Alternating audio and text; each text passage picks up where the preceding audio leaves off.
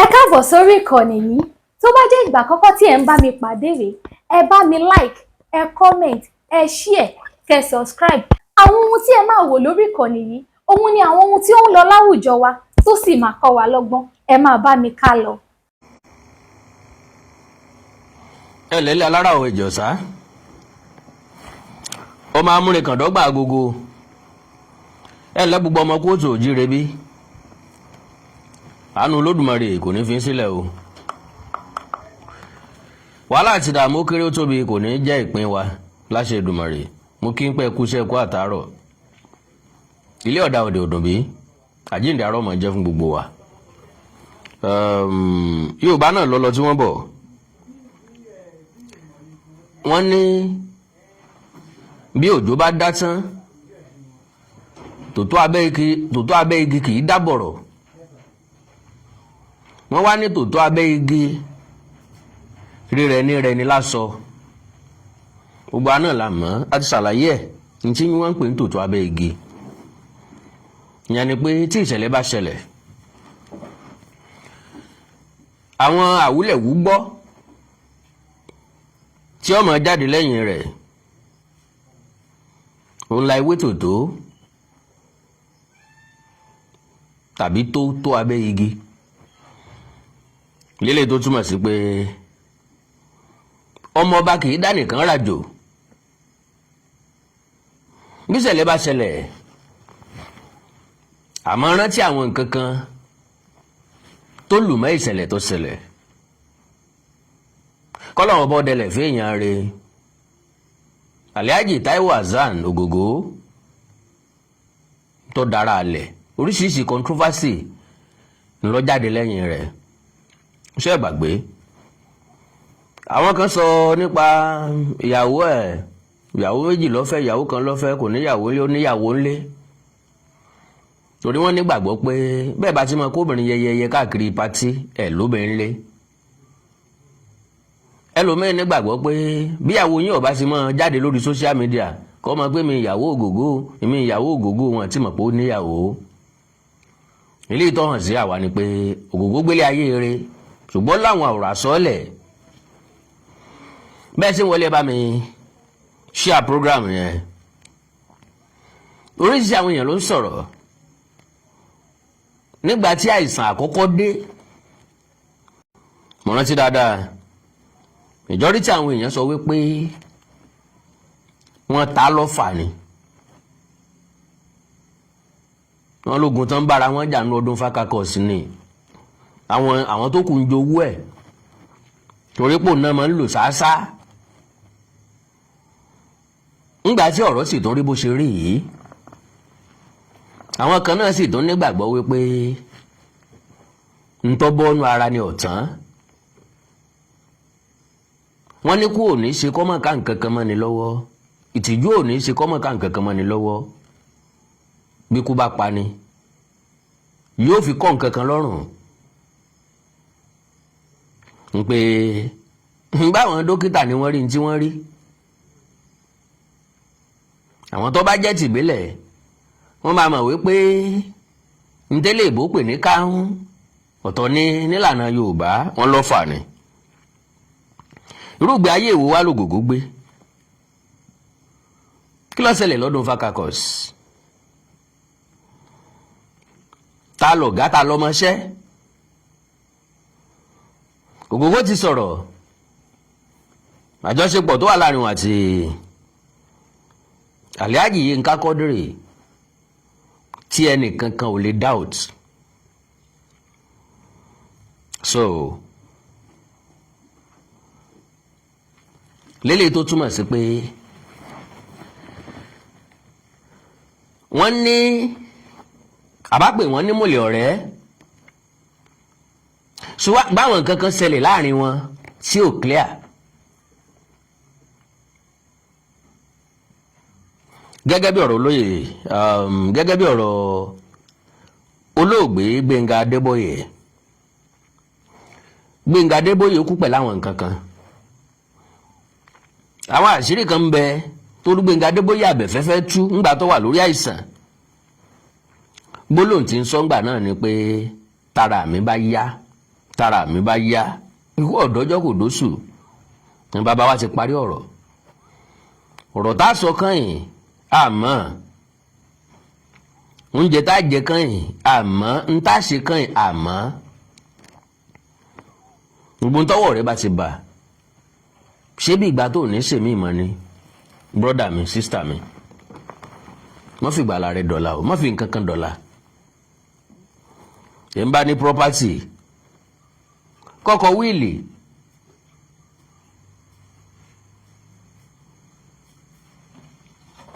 ìgbádùn mi ẹ̀ ń bá ní property tó bá ní nǹkan àlùmọ́nì àwárí ọ̀lẹ́ òní tó lè ó gbé ni ìgbádùn mi ọ̀lẹ́ òṣè kí ni kò ní tó lè ó gbé ṣùgbọ́n bá ní property kó pin lójú ayé ẹ̀ kó pin nígbà tó wà lé ayé. So now kí làwọn ìṣẹ̀lẹ̀ tó ṣẹlẹ̀ pẹ̀lú Táíwò Hassan Ogogo àwọn èèyàn ń rí fa àsọdún fa kakọs kí ló ṣẹlẹ̀ sọdún fa tá ń dọ́dún fa tá ń dá kakọs ọdún fa kalẹ̀ kí lógun tógògó jà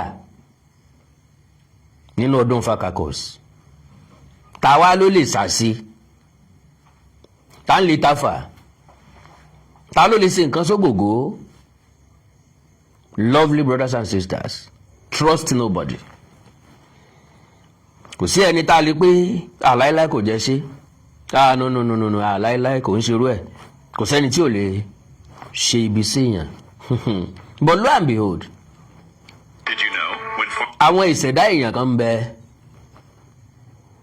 nílé ayé tiwọn wọn ò lè ṣe bí.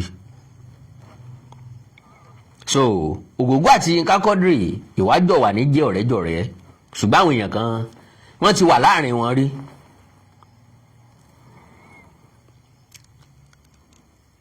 Yorùbá káre o Kennedy tí mo fi pé Yorùbá káre àwọn bàbá wa gbọ́n púpọ̀ wọ́n ní ọ̀rẹ́ ọ̀gbẹ́lẹ̀ta ilé jìlọ̀rẹ́ gbà adé afúnṣe oróyè ọmọ àṣàwòroko.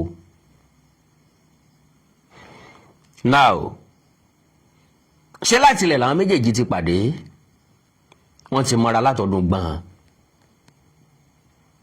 èyí lọ́gàá tiẹ̀ lọ́tọ̀ èyí lọ́gàá tiẹ̀ lọ́tọ̀ tàbí ká sọ wípé èyí níbi tó ti ń bá wọn tán ti jọ ń ṣeré èyí níbi tó ti tán ti jọ ń ṣeré. Àwọn nǹkan kan ló súnmọ́ kejì táwọn méjèèjì tí wọ́n fi jọ ń ṣe tó fi di pé wọ́n ń wára wọn gbé ládùúgbò kan náà. According to Táíwò Hassan Ogogo Èbúté Mẹ́ta lòun ń gbé.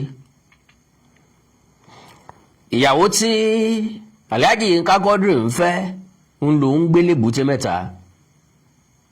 Bí Yinka Quadri bá ti wáyàwó ẹ̀ wá lòun àtògògó mọ́ ẹ máa ṣàrìíra ṣáà ni. Ńgbà táwọn dá ọdún fakakọ̀ sílẹ̀ Alade Aromire was there. Àrọ́sán pẹ̀fú ẹ̀lẹ̀ was there. Ó dàbí ẹni pé lálùdé náà mẹ́mẹ́ Yinka Quadri nìkan ni ò sí mbẹ̀ torí pé àwọn tèbúté mẹ́ta ni wọ́n jọ ń dámọ̀ràn láàrin ara wọn. Ẹja dá ọdún fakakọ̀ ẹja kóra wájọ ká dá kakọ̀s kan lẹ̀ ibi tátijọ́ mọ̀ ṣàjọṣepọ̀. Wọ́n dẹ̀ ní àìdí àtọ́ dáa ni nígbà tí ó tóbi jọ́ mélòó kan wọ́n ti gbé yẹ̀wò ló wá di pé ẹ bàbá wa dá kalẹ̀ á ní ìdí ẹnìkan tí ó mọ̀ darí wa.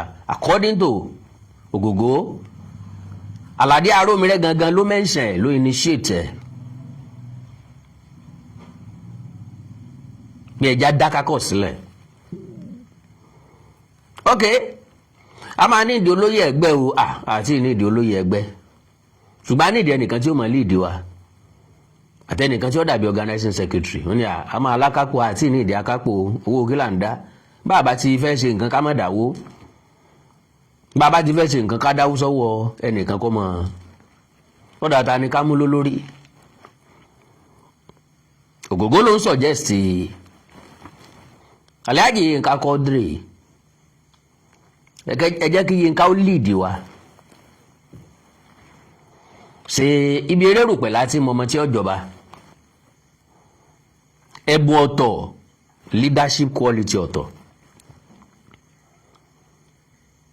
bí èèyàn bá ní nínú ẹ̀jẹ̀ àmọ́ ẹ̀ ń bá lè lead àmọ́ ẹlòmíín ní leadership quality ṣùgbọ́n kò ní lead. So nínú gbogbo àwọn tó dálẹ̀ Yínká Quadri nìkan ni ò sí láàrin wọn ṣùgbọ́n wọ́n nígbàgbọ́ pé ó máa ṣáà wá ọ̀dà náà suggest ta ni ó ṣe ta ni kó lead wa Ogogo ní Yínká ni ẹjẹ́ ó lead o ńbẹ̀lẹ̀ nìkan ti sọ̀rọ̀ pé kí ló dé tó máa mention orúkọ Yínká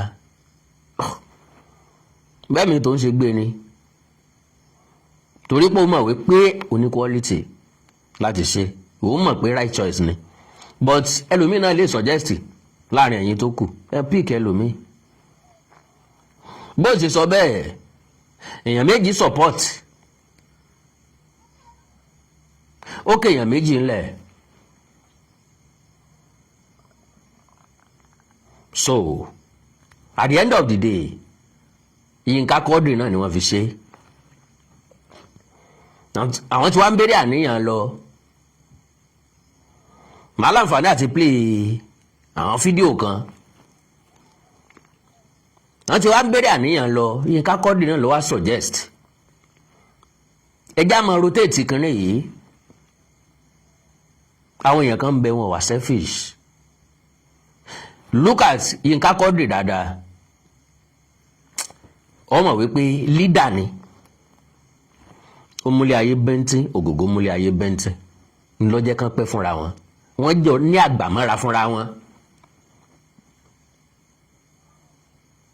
ìmọ̀lẹ̀ ọ̀rẹ́ látọ̀run wá ni wọ́n torí wọ́n òye ọ̀rọ̀ wọn yíra wọn dáadáa ní tí wọ́n pè ní friendship ní kí Táyé ọmọ capacity Kẹ́hìndé kí Kẹ́hìndé ọmọ capacity Táíwò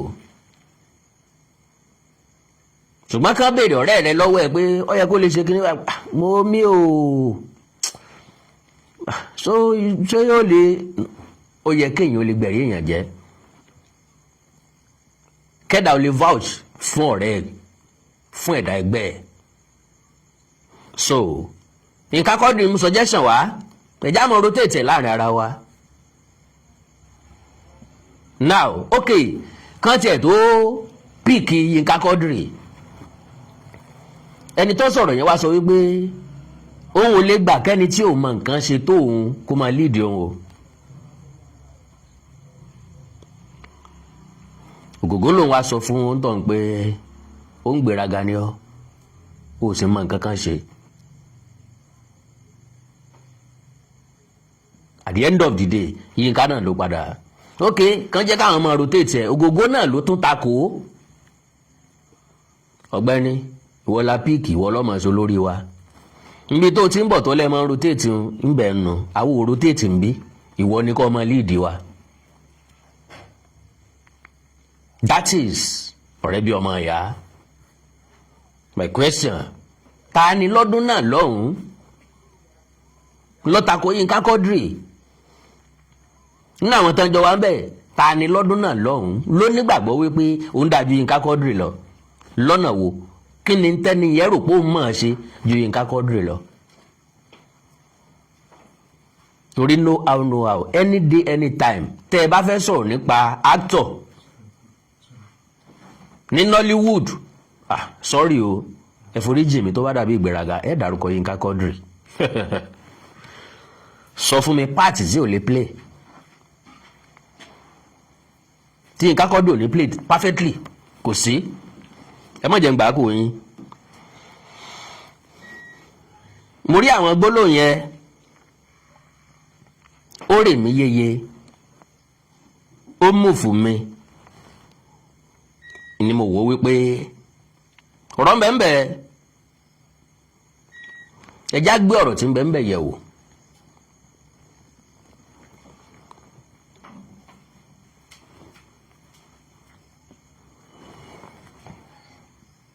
ẹ má bínú o so bẹ́ẹ̀ ṣe ń wọlé ẹjọ́ torí ọlọ́ọ̀ ìwà ń pé program yẹn ẹjọ́ wọ́n bẹ̀yìn ni o wọ́n bẹ̀yìn ní mi kọ́ mo ra dátà fún yín o, ẹ dákun.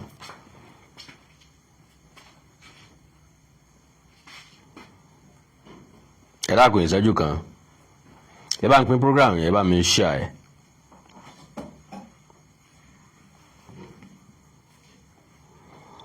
kí ló mọ́rọ̀ ọ̀dàlẹ̀ wá? ọ̀rọ̀ obìnrin ni láàrin tani àti tani, láàrin Ògògó àti Yínká Quadri. ẹ máa gbọ́ wìnrin wìnrin lónìí o, wìnrin wìnrin wìnrin wìnrin ńlẹ́nu àkàndá àwẹ̀ góńgó, ẹ ti gbọ́ nǹkan kan. so ṣé ẹ ti bá mi ṣe àyẹ̀?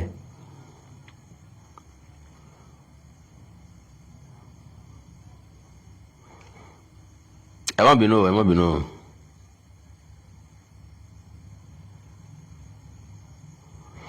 ẹ má bínú, ẹ má bínú, ẹ má bínú, ẹ má bínú. Ah, ok. Màmá ṣí lítà.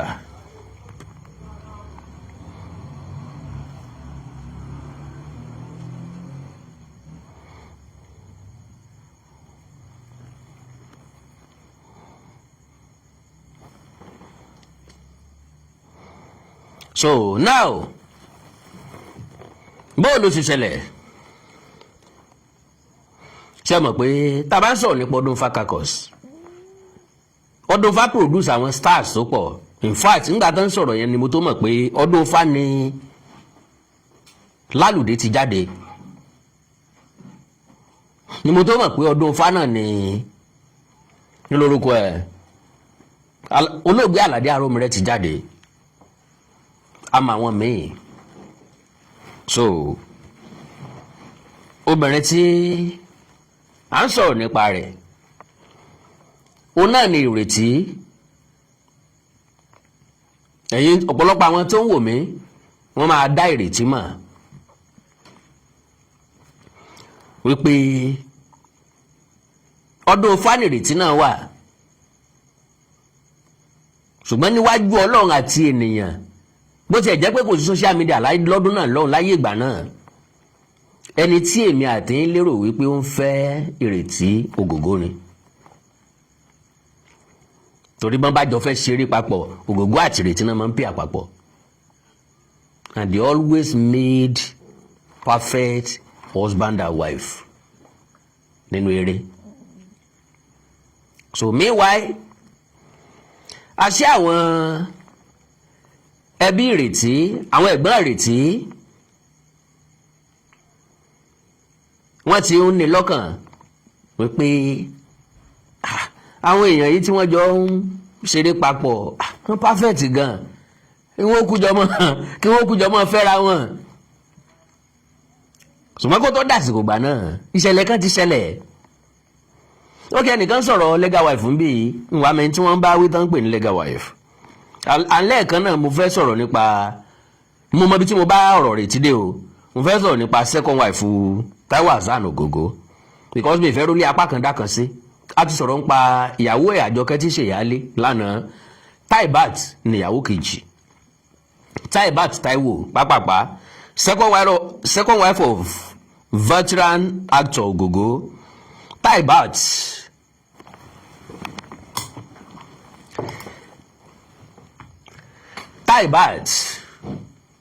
Táíwò is known to the Nigerian public primarily through a marriage to veteran Yoruba actor Táíwò Hassan, popularly known as Ògògó. Unlike her husband, gẹ́gẹ́ bí tàkọ́kọ́, àwọn méjèèjì wọn ò gbéra wọn sí public. Unlike her husband, who has spent decades in the public eye through his work in Yoruba language cinema, Taibat has largely maintained a relatively private life. Her public profile has therefore been shaped more by her family life than by an independent career in entertainment. Married to Hassan, Táíwò Hassan is one of the recognized veterans of the Yoruba film industry. He began acting in the early 1980s and went on to establish himself as one of the Nollywood familiar faces. Taibat became his second wife after his marriage to Ajoke Taiwo, who is also known publicly as Iya Jesu. Reports describe Ajoke as a Christian, while Taibat and Taiwo Hassan are Muslims. The family story attracted public attention, partly because of the different religious backgrounds of the two wives. Despite this difference, reports have described the relationship between the women as peaceful, with Taibat showing respect toward the older wife. Merely looking at Ogogo, ṣẹ́rí ẹ̀bùn ni wọ́n fi ń control ilé pẹ̀lú obìnrin méjì mẹ́ta mẹ́rin àti jù bẹ́ẹ̀ lọ. Problem máa wà nínú polygamous family lọ́pọ̀ ọgbà. Àwọn èèyàn míì máa ń rò pé torí ọwọ́ obìnrin ló ti ń wá, máa ń sọ fún wọn wípé ọwọ́ ọkùnrin ni. Ní bá sọ lọ tán bá sọ bọ̀ náà máa sọ pé ọwọ́ ọkùnrin ni. So tó bá ti rọ́gògó wá rí i pé ó ní peaceful life. Èèyàn tó bá ti ní peaceful life, àwọn obìnrin fi lọ́kàn balẹ̀ ni o. Àgàgà tó bá ti jóbìnrin méjì, tó bá ti rí èèyàn tó lè rẹ́rìn ní gboro, ọkùnrin tó lè rẹ́rìn ní gboro, àwọn ìyàwó ẹ̀ fi lọ́kàn balẹ̀ ni. Tó bá jó níyàwó méjì àbí jù bẹ́ẹ̀ lọ, ó ní fọkànbalẹ̀ láti lé ni o. Bí ó bá ní fọkànbalẹ̀ láti lé, ojú ẹ̀ lẹ́ẹ̀tì mọ̀ pé nǹkan ṣe, ẹ máa béèrè lọ́wọ́ ẹ̀ gbogbo gbà ni. Iṣẹ́ ò sí nǹkan kan o. So a mother and family woman, Taibat and Taiwo Hassan, have children together. Public reports have identified their sons as Fuad, Alade Taiwo, and Khalid Ayinde Taiwo. Together with the children from Taiwo Hassan's first marriage, the family has attracted occasional attention from the Nigerian entertainment press. However, Taibat herself has generally remained away from the spotlight. There is considerably less reliable public information about her personal background than there is about her husband life away from cameras. One of the interesting things about Taibat's story is how different it is from the highly public nature of her husband's career. For decades, Taiwo Hassan has appeared in numerous Yoruba films and has become a recognizable figure in Nigeria popular culture. Taibat, meanwhile, has largely occupied a quieter role within the family. Her occasional appearances in photographs with her husband and other members of the family have offered glimpses into their private life, but she has not pursued the same level of public validity, visibility, àti bẹ́ẹ̀ lọ. So, Àjọkẹ́ ni ìyàwó àkọ́kọ́, Ìyá Jésù, Taibat ni ìyàwó ẹ̀kejì. Pápápá ń fẹ́ lòdì ìṣẹ́jú mẹ́wàá lọ́mọ. Pápápá. So now wọ́n ti jọ ń ṣe ìrìn àjò wọn. Majority àwọn tó sọ̀rọ̀ ńgbà náà tán tako Yínká Quadri wọ́n padà kúrò lọ́dún Ifá. Ńlá fi sọ wípé igi tó bá osè nígbó àtèyí tí osè bá nígbó wọ́n máa ń padà fi osè sígbó ni. Àwọn tí ìbá tú ọ̀rẹ́ wọn ká, tí ìbá dá ọ̀rẹ́ wọn láàmú, tí ìbá fìtínà ọ̀rẹ́ wọn, wọ́n tètè yọ̀ǹda wọn, wọ́n bá tiwọn lọ. Ìyẹn jẹ́ kán láǹfààní àti build ọdún Ifá. Bọ́n ṣe wà ń bẹ̀ òun, wọ́n wá build ọ̀pọ̀lọpọ̀ stars lọ́kùnrin àti lóbìnrin, lára wọn ni ìrètí wà. Now Ogogo gangan ni wọ́n mú ìrètí wá fún. Láyé ìgbà náà kò sí fóònù, wọ́n ti mú ìrètí wá òun wálé. Mọ̀ pé àwọn èèyàn tó bá rá àwọn èèyàn tó ń ṣe tíátà, tó ń ṣe stage nǹkan pé ó sì wèmí náà kí n máa ṣeré orí ìtàgé, àmọ́ lẹ́nìkan o, mo láwọn èèyàn kan o. Wọ́n ti mú wálé wá Ogogo wálé bí ẹ̀mẹ́ta bí ẹ̀mẹ́rin tí wọn ò bá. So wọ́n wá ń jíṣẹ́ fún wà pé ó dá náà bó bá dé ẹ̀pẹ́ wá bá mi ní ọdún fáńbì. Wọ́n sì mú débẹ̀ wọ́n jọ sọ̀rọ̀. Ẹ má sì mí gbọ́ o, èmi ò sọ wípé Yínká Quadri fẹ́ ìrètí o, mi ò sọ bẹ́ẹ̀ o. Now ńgbà tí wọ́n sì débẹ̀, Ogogo àti ìrètí sọ̀rọ̀, ìrètí lọ, ó wá di pé ìrètí bẹ̀rẹ̀ sí ní wá lójoojúmọ́. Kí lórí tó fi fẹ́ ṣe tíátà? Ó wù mí ni, mo láìkí ẹ ni, ṣùgbọ́n ẹrù kan tí ń bà mí ń bẹ̀ ṣá, òun ni pé wọ́n ní wọ́n máa ń fẹ́ra wọn, páwọn oní tíátà yẹn máa ń fẹ́ra wọn. bálátà bá fẹ́ra wọn ṣé ìwọ ń bẹ́ẹ̀ ni sáwọn aláṣọ ò lè fẹ́ra wọn sáwọn ọlọ́jà ò lè fẹ́ra wọn ṣé lọ́ọ̀yà méjì ò lè fẹ́ra wọn ni ìwọ tó jókòó iye mi tí mò ń bọ́ sọ̀rọ̀ yìí ó rò pé mi ò tí n bá sọ pé tó o bá wù mí kọ́ sí mi lè sọ fún ọ pé o wù mí ni so ọ̀rọ̀ yẹn ti wáyé ńgbà tí wọ́n dẹ̀ sinra wọn bọ́ sísàlẹ̀ according to Ogogo náà ni Alhaji Yinka Quadri páàkì ọkọ̀ àwọn dẹ̀ kíra wọn wọ́n dẹ̀ introduce ìrètí sí ní ó alátẹ̀lé wa lélẹ́yìí o ok Ogogo sin ìrètí síwájú ó padà wá bá Yinka Quadri pé ọ̀rẹ́ ìwọ tó Ọlọ́run fẹ́ pa tó Ọlọ́run ní ìdí pa lọ́fíìsì ó ṣe kúkú máa lo eléyìí ná dìgbà míì tó bá jẹ́ lòmíì ni òun gangan ni ó ti ranjú kankan kan mọ́ so bó ṣe di pé ìrètí àti Yinka Quadri ìrètí ń bá Yinka Quadri ṣe personal assistant now meanwhile àwọn family ìrètí Ogogo wọn fẹ́ kó fẹ́ for real do you know pẹ̀rù nǹkan bẹ́ẹ̀ lè fàjà láàrin ọ̀rẹ́ méjì míì mo cherish a friendship àwọn méjèèjì ló mú mi mú topic yẹn wá ló mú mi mọ́rọ̀ yẹn wá now àwọn ẹ̀gbọ́n ìrètí wọn máìdì kí ìrètí ó má bá Yinka Quadri ṣe mọ́ so wọ́n wá bá Ogogo pé kí lẹ̀ ń ṣe ẹ fẹ́ ìrètí náà wọ́n wá ní irọ́ o eré táwọn ń ṣe àwọn ń ṣeré ń tiwọn ní iṣẹ́ làwọn ń ṣe yẹ èkó mọ́rọ̀ fífẹ́ wà ewu kí wá ló bá dé ń bẹ̀ sọ́lọ́pàá mú yàn sí ni ńgbà ìsìnkú àwọn ti fọmọ fún yàn kan tẹ́lẹ̀tẹ́lẹ̀ ẹ ń bá jẹ́ Yorùbá ti mọ̀ túmọ̀ nǹkan tí wọ́n ń sọ àwọn ò tí fọmọ fẹ́ nìkan kan o irọ́ aburú ń bi tẹ́ẹ̀ ti gbọ́dọ̀ fẹ́ sòpò possible mọ́ àmíwáyé ọkàn Ogogo ò sí ń bẹ̀ rárá ntí Ogogo rò lọ́kàn ni pé ẹṣin kì í jẹ koríko abẹ́ ọ̀dọ̀ ńlọ́wọ́ tó ti wá kọ́ṣẹ́ ẹ̀tọ́ nǹkan ni yóò tún máa fẹ́ because ó wá kọ́ṣẹ́ lọ́dọ̀ ẹ̀ géńdé Ọlọ́run ni arẹwà obìnrin ni yóò dùn ó lé lọ́rùn ni o so now bó bá jẹ́ bòmíì irú onítọ̀hún yóò sọ pé àyè ń ṣe irú ẹ̀ náà ká ẹ lè mọ̀ wípé àwọn nǹkan ń bẹ tó yẹ kó dìjà láàrin àwọn méjèèjì ṣùgbọ́n kò sí.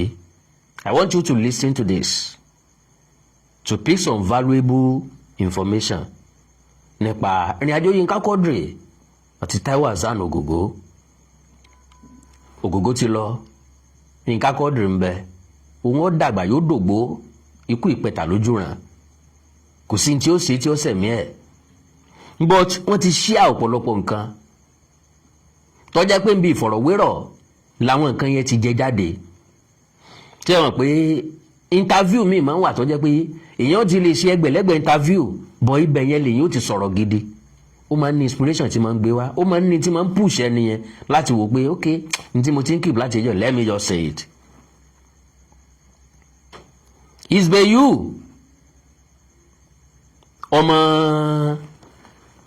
Kamarudin àbí mo gbọ́ mo tún fọ́ ọwọ́ Ogogo ni wọ́n bẹ́ sí bàbá ẹ̀ gangan ò sí nílé ìgbà tí wọ́n bẹ́ ó amaze me God bless you kí n kàn play fídíò yẹn and oyin mama kọ́mọ bínú kó forí jì mí o ẹ̀gbọ́n ẹ̀wọ̀n bínú tí n bá play ẹ rí i pé mi ò lo fídíò yẹn gangan voice ẹ̀ náà làwọn èèyàn máa gbọ́ God bless you. lọ́jọ́ tí ọ̀rọ̀ kákọ̀sí máa wáyé àwọn àlọ́dún fa èmi aládé arómẹrẹ lazaka Àjàó Abíọ́dún Ọlánrewájú Fatai Lálùdé ẹ̀rọ nǹkan tó mú ká yẹn bẹ́ẹ̀ èmi lazaka Àjàó Mọ́fúẹ́lẹ̀ àti Fatai Lálùdé ajẹ́ márùn ẹni tó mú ẹ̀jẹ̀ àjáde ní àlàdé wọn pé ìlú níta lè fọ́ọ̀mù kákọ́ọ̀sì náà kátẹ́jọ́ ká mọ̀ pé àwa ìyàwó tá máa jẹ́ máa bára wa ṣe tá máa ṣe ọkàn ni. wọ́n lè second and one is good ìyá ṣe máa ṣe kò ní kankan nù ṣe nǹkan aṣáṣọ yẹn bravely lọ́jọ́ ìgbà tó di after the 4th day àti olè fi sí tọrọ yẹn ìgbà ojú ti pé mọ́ yẹn ìṣe pé àwa yẹn èbúté mẹ́ta base ní wa òkè àwọn ìdákọ̀ọ́ ló ti wá sí ẹ̀sìn tó bá wá ẹ̀mọ̀ kó máa lọ sọ́dọ̀ ìyàwó ẹ̀ bẹ́ẹ̀ torí pé ó máa lọ sílé now aládé máa wá kò sọ́gbọ́n tó bá ti jẹ́ ọjọ́ báyìí ó máa dọ́dọ̀ wá ṣáà ni lọ́jọ́ tá ìgbà tó jókè tàbí jọ́ kẹrin yẹn àwa same set of people tá a kọjọ sọ̀rọ̀ yẹn náà látún ríra wa. Màá ní ọ̀rọ̀ tá a sọ lẹ́jẹ̀rin ẹ jẹ́ ká fìdí ẹ̀ múlẹ̀ pé àìdíà tó dáa ni o ká ṣètò. Ẹnìkan wá sọ̀rọ̀ kan mi ní dárúkọ ó ní ta ló máa wá jẹ olórí pé àlẹ́ àgbọ́dọ̀ ní olórí ká ní akọ̀wé akápò ká lè ní akápò àbẹ ọkàn mo ní ẹgbàgbé nípa akápò a lè ní financial secretary ẹ̀yọ́ akọ̀wé owó kó máa fẹ́ ṣe kankan àdáwójọ àdẹ̀nàfíṣẹ́ níta fẹ́ fi ṣe owó ní wà lápò anybody for now ìyẹn ni tí abatilẹ̀ wà lápò àti sọ ní ẹ̀dí treasurer ni àwa ní ẹ̀dí treasurer aráàlú.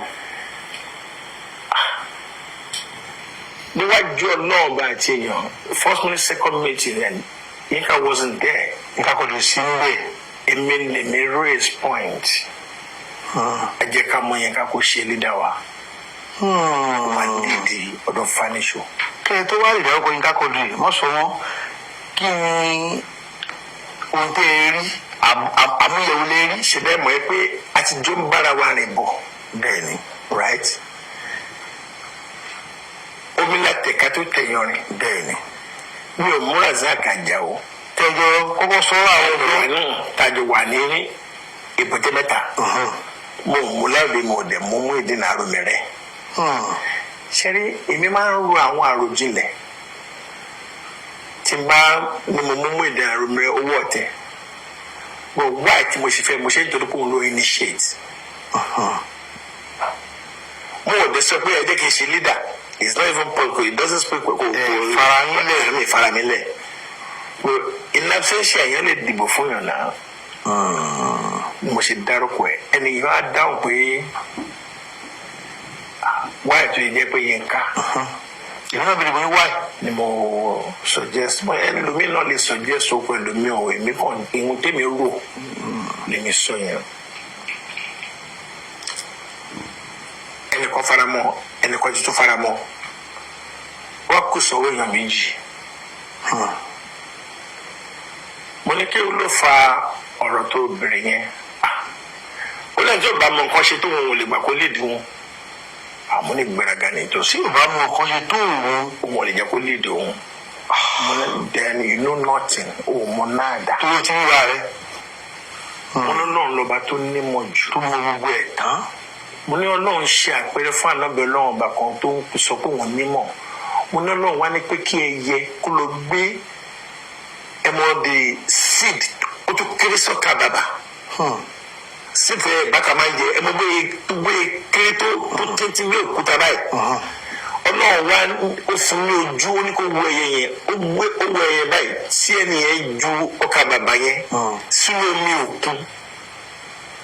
Ó ní ìmọ̀ tí gbogbo ayé ní pátápátápátá àtẹranko àtẹyẹ àtẹyàn kò jù bá wọn. Ó ní kò ju ọkà bàbà yẹn omi yẹn òun fomi yẹn rọ́pò òun ìmọ̀ tí wọn Ọlọ́run bá fún gbogbo yẹn pé kò tó kọ̀ọ̀kan ní ìtọ́ àlọ́ yìí àmì ẹ̀ wà. Ọ̀rọ̀ yẹn fẹ́ mú ìkùnsínú ó dá wàhálà lẹ̀ náà ti kún sínú rẹ̀ lọ́rùn but Ọlọ́run bá a yàn. Alájò sílẹ̀ nígbà kan tètè sílẹ̀ báyìí. Korean kiri bó ṣe ń lè ju àlọ́ nìyẹn. Wọ́n sì padà fọwọ́ sí pé ètò ìbò mú kalẹ̀ yìí náà là á tẹ̀lé. Bá a ṣe tẹ̀lé nìyẹn. Allah wa. The worst part of it ní pé àwọn tí wọ́n takò orúkọ yẹn wọ́n bá wa dúró pẹ̀lú ọ̀dọ̀ Fakakos. Ọdún lọ ni. Yes. Látàrí pé ẹni ẹni báyìí kékeré ká lò. Wọ́n bínú lọ́n tí wọn ẹlòmínà lọ́ọ́ dá tiẹ̀ sílẹ̀. Ọlọ́ọ̀bá òbínú ìyẹn ò dá ìyẹn ò sọ pé ká má jọ ṣọ̀rẹ́. Àjọ ń ṣe ọ̀rẹ́ wa lọ. Tí n bá ń fẹ́ràn èèyàn bí Olódùmarè lórí. Ìfẹ́ ló mú yín ṣe. Mo dẹ̀ rí pé ẹni tó deserve ẹ̀ ní. Ṣàṣe kì í ṣe gbogbo èèyàn tẹ́lẹ̀ ló ní quality leadership now. Wallahi. Tọ́rọ̀ bá ṣẹlẹ̀ tó bá máa gbé ọ̀rọ̀ ó máa tọ ọ̀rọ̀ yẹn bó ṣe yẹ kó lọ. Gbogbo that's nǹkan tó wá sínú brain mi ní time yẹn pé this guy can lead us. This ló wà láàrin wa lọ́jọ́ agbéni. À ń ṣẹgbẹ́ àwọn ládùn à ń ṣẹgbẹ́ àwọn àbúrò wa náà jẹ́ clothing abbey.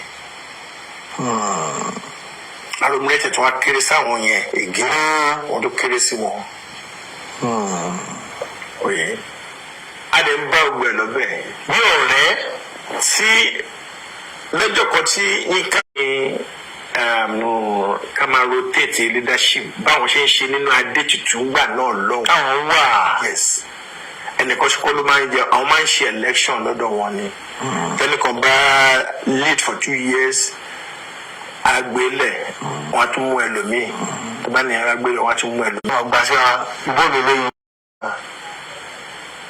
So you are still the leader. Wọn náà ló máa lead wa níṣó.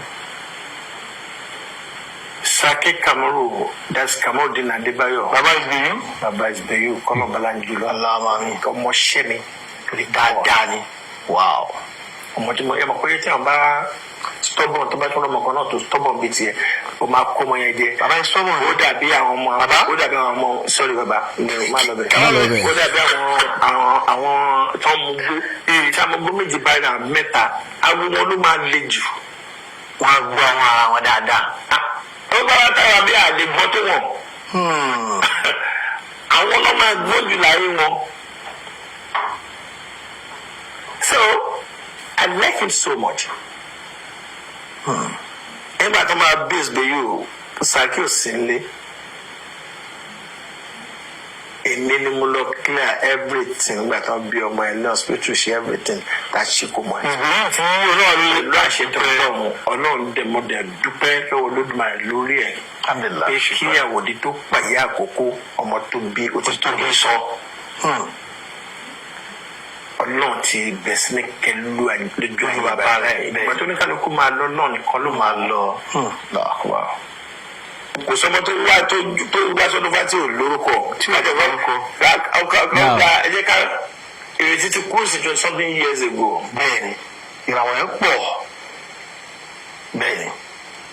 Èmi tí mo bẹ́ẹ̀ ni èmi ni mo mú wọnú ọdún fá báyìí.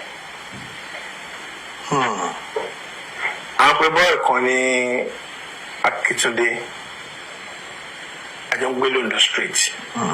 Òun máa ń lọ sí ṣíta dáadáa síbi tó ti pàdé ẹ̀ ní Fọlọ́nṣọ́ ọmọ Akíntúndé. Ìyẹn ló wá mú wá bá mi ní Ondo street. Wọ́n wá lẹ́ǹkejì ẹ̀kẹta wọn ṣáàrí mi. Mo pa ìjọ kí n lọ bí iṣẹ́ láti bí iṣẹ́ kí n gbàgbẹ́ lọ sí location. Wọ́n ṣáà fi message sílẹ̀ mọ́ lókè. Èmi Saturday yìí ẹni yẹn ní tó bá dé kó wá bá mi nọ́mbà 40 Odunfa street lè kaka lọ́dọ̀ rẹ̀ wá.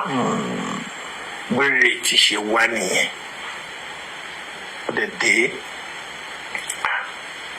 Mo kọ́ wo bí wàá jẹ́ pé èyí tó ń bọ̀ yẹn tó ní mi yí morúkọ ẹ̀ ọmọ Ghana mo kórùkọ ń bọ̀. Bẹ́ẹ̀ni, ìdí báyìí. Ó ti lọ fún wọn ní ká fún wọn ní kíní. Sàmọ́rí Ọlọ́run. Sàmọ́rí Ọlọ́run. Ẹ̀yà rẹ̀ bíi ti àwọn ẹ̀ tí má dàbí kọ́ọ̀bù táwọn obìnrin máa gbé sí ẹ̀ tàbí lé.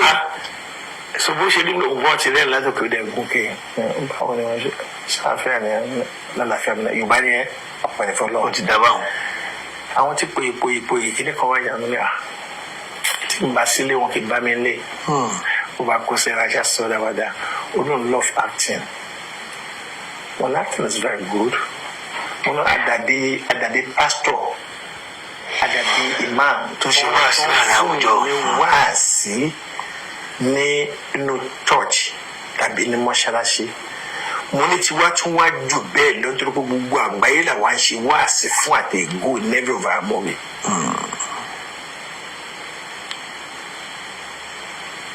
You are welcome. Ọjọ́ kejì ó ti wá bẹ̀ sí ní wá ọjọ́ kejì wá ọjọ́ kẹta ọjọ́ kẹrin bàtí wàá di ọjọ́ karùn-ún sọ̀rọ̀ kan ní ẹ̀rọ kan tó kàn máa ń bá wọn ní kí wọ́n máa sọ pé àwọn artist wọ́n máa ń fẹ́ra wọn mo ní kí ló bá ìbínú pé artist fẹ́ra wọn ìjọba bínú mo ní ìwọ wà ní títí lọ́ọ̀yà àti lọ́ọ̀yà bá fẹ́ra wọn àbí journalist méjì mo ń ti journalist bá fẹ́ra wọn mo ń ṣe owó àgbò ní ara then àwọn oníṣòwò tó wà láàrin ọjà ẹlẹ́ran máa fẹ́ láta onípalá máa fẹ́ oní tomati mo ní so is that ṣe ẹ̀ṣẹ̀ wà nínú ẹ̀ oní ara ọmọ ní look kí ló fún ẹ ní assurance pé èmi tó jókòó tì náà bóyá mi ní interest nínú ẹ̀ ló bá rẹ̀ ní kọ́kọ́ ọmọ ní anyway I'm just cracking báyìí lóbìnrin do you understand? So anybody lè rí ẹni ní tíátà kan sọ pé àwọn láìkẹ́ ọ kò mú ègbú dání o kò dẹ̀ mú jà dání wọ̀ fún mi tẹ̀lọ́ mi kò lẹ́lẹ̀dẹ̀ nú wàhálà ọmọ ìbàdàn ẹ̀ that particular day tá à ń sọ̀kalẹ̀ nǹkan park mọ́tò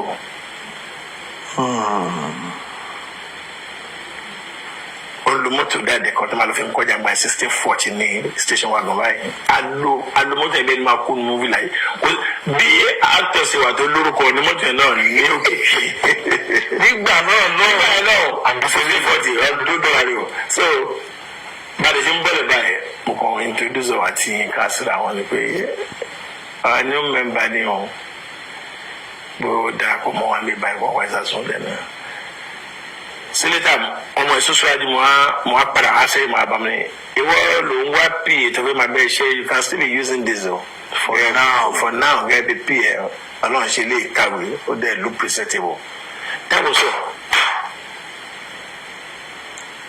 mo fi títú bí alùpùpù àná mo fi bùra ẹ̀yin lè mú ohun ara wọn. Now do you know n tó gbé mi wá gangan lórí point tí mo wá discuss lórí fídíò tí mo wá play ó ní pé assumption wa nígbà náà lọ́hùn-ún a nígbàgbọ́ pé Ògògó àti Èrè tí wọ́n fẹ́ra wọn ẹ mọ́ da wọn lóhùn jàre wọ́n ń bára wọn sùn wọ́n ń fẹ́ra wọn jàre Èrè tí dẹ̀ ti lè lọ́kàn lé bẹ́yẹn o Ògògó náà ti máa níyàwó o ṣùgbọ́n wọn gbọ́dọ̀ ṣeré tó báyìí kan mọ̀ lè mọ̀ kan mọ̀ lára wọn bó ṣe wá rí bẹ́ẹ̀ lọ́kàn wa ń gbà náà mo nígbàgbọ́ pé ọ̀pọ̀lọpọ̀ èèyàn náà ló máa rí bẹ́ẹ̀ lọ́kàn wọn I only want to clear that part n tó gbé tọ́pìkì wá tó gbé mi wá play fídíò yẹn nìyẹn.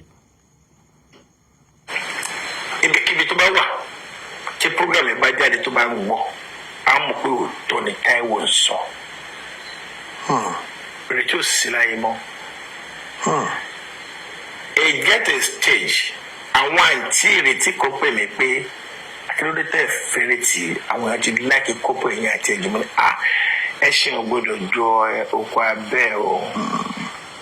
àwọn tí ìwé ìrẹ̀ lè wà níbẹ̀ ní ìkan lára àǹtí ẹ̀ kan á pè. So that is it oyinmọ̀mọ́ náà sọ pé àwa tí Yorùbá yìí lè wà níbẹ̀ ni èyí tó wà lórí gbogbo àǹgbà náà nìyẹn including myself bí Ògògó àti Èrè tí wọ́n ń fẹ́ra wọn jàre kò sí àwọn gbọ́dọ̀ ṣe tó báyìí kan mọ̀ fẹ́ra wọn nǹkan kan ń ṣẹlẹ̀ láàrin wọn níwáyé kò sí ìwọ náà ronú pa oríṣiríṣi èèyàn tó ń fọkàn bá wọn jọ́ọ̀jì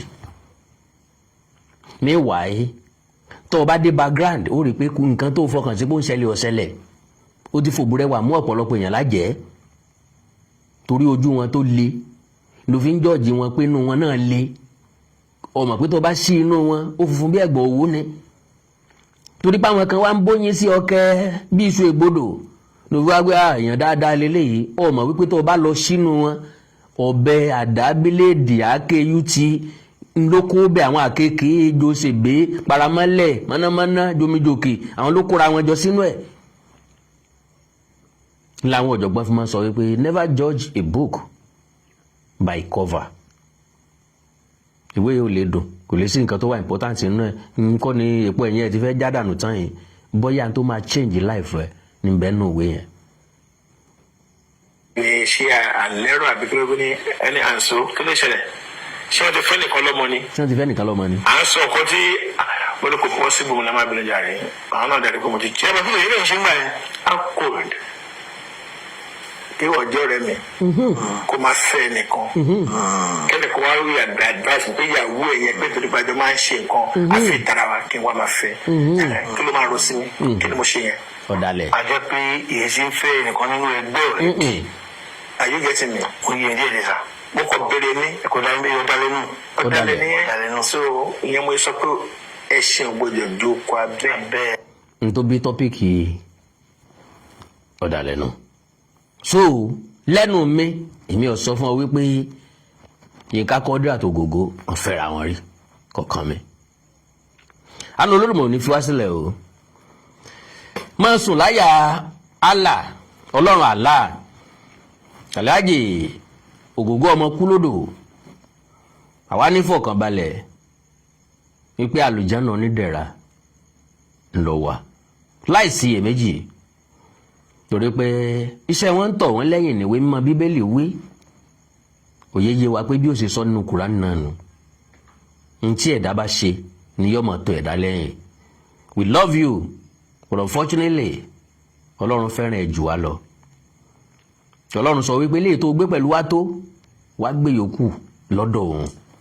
Níbi tí ìsinmi wà, níbi tí ò sí làálàá ń bẹ̀ mọ́, kò sáré sókè sáré sódò, wọ́n ìta fàá sí yàn ń bẹ̀, kò sẹ́ni tí gbógun tì yàn. So kí Ọlọ́run nínú àánú ẹ̀ kó dúró ti gbogbo wa o. Ó kọ tí ìṣe tiwa káyọ̀ ọmọ sọ wa, kọ́lọ́ ọmọ sọ wa. Ogogo Yínká Quadri ọ̀rẹ́ tí wọ́n fi tọrọ ọ̀rẹ́ ni, wọ́n yìí sọ̀rẹ́, wọ́n ti dọ́mọ ẹ̀yà. Ló fi dàbí ẹni pé ẹkún ti Yínká Quadri ó fẹ́ ju àwọn ọmọ lóòkù lọ. Wọ́n yàtọ̀ sí twins náà méjèèjì. Almost gbogbo nǹkan tí wọ́n ṣe ní half of their lifetime wọ́n jọ ṣe papọ̀ ni. Wọ́n jọ ń wọṣọ kan náà, bàtà kan náà, fìlà kan náà ni. Kò sì síbi tó ti rógògó tó ní rí Yínká Quadri. Ibi tó ti wá rógògó tó rí Yínká Quadri, Yínká Quadri ò sí Nàìjíríà ni. Ibi tó bá ti rí Yínká Quadri tí ò sógògó ń bẹ̀, Ogogo ò sí Nàìjíríà ni. So Ọlọ́run nínú àánú ẹ̀ yóò tu Alhaji Yínká Quadri nínú. Gbogbo ẹ̀yin ọmọ ẹ̀kọ́ ara fẹ́ra o. Akandọ́ra Ayọ̀kọ̀ǹkọ̀ kì í ṣe láti wá open wound o, ṣùgbọ́n láti wá establish ìmùlẹ̀ ọ̀rẹ́, ẹyẹlé ọ̀rẹ́, àti pàápàá láti wá correct impression ọkàn tí gbogbo wa nígbà náà. Mo nígbàgbọ́ pé eléyìí tó ti tàn mọ́lẹ̀ sí lọ́kàn majority. Ẹ jẹ́ kí kálukú wọ́ lọ sùn. Ẹ like, follow page mi lórí Facebook, Awíkonko television, Awíkonko television àti Awíkonko TV. Ẹ subscribe sí YouTube channel mi, Awíkonko TV. Ẹ ní nǹkan pàtàkì tẹ́ fẹ́ bá mi sọ, ẹ já sọ lórí WhatsApp +234 904 851 9362 +234 904 851 9362. Èdè àti àṣà ilẹ̀ káàró òjìrè bí wọ́n ilẹ̀ káàró òjìrè dàrú ìbò kan tó ní bí omi àfọwọ́rọ̀ kan àjùwàṣe ó dàárọ̀ òun ayọ̀ lásán àní tó jọ ń dojúkú. I love you all.